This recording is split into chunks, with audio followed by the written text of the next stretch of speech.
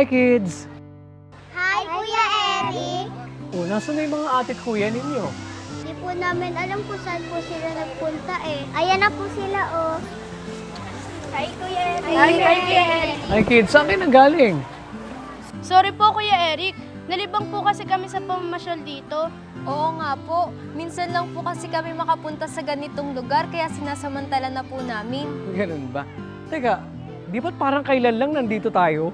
Opo, nakakagulat nga po. At meron pa po palang ganitong lugar dito sa Maynila. Kuya Eric, nabanggit niyo po sa amin kahapon na ang pag-aaralan natin ngayon ay tungkol sa environmentalism. Oo nga pala. May idea ba kayo tungkol dito?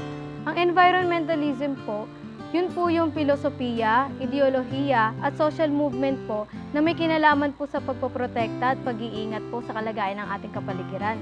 Tama, Lian. Pag-aaralan natin kung paano nga ba nabubuo ang ganitong grupo at paano ito nakakatulong sa pag-unlad ng ating kapaligiran. Buti na lang po nakakaisip po ang mga tao ng paraan para po sa ating kalikasan. O tao lang kasi ang makagagawa nito. Lalong-lalo na, tao ang inilagay ng Diyos para mag-ingat at mag-alaga ng ating kalikasan. Basahin natin ang nakasulat sa aklat ng Henesis sa 2 at 15. At kinuha ng Panginoong Diyos ang lalaki at inilagay sa halamanan ng Eden upang kaniyang alagaan at ingatan. Kaya mas lalo tayo dapat mag-alala sa kalikasan. At yan ating verse of the day.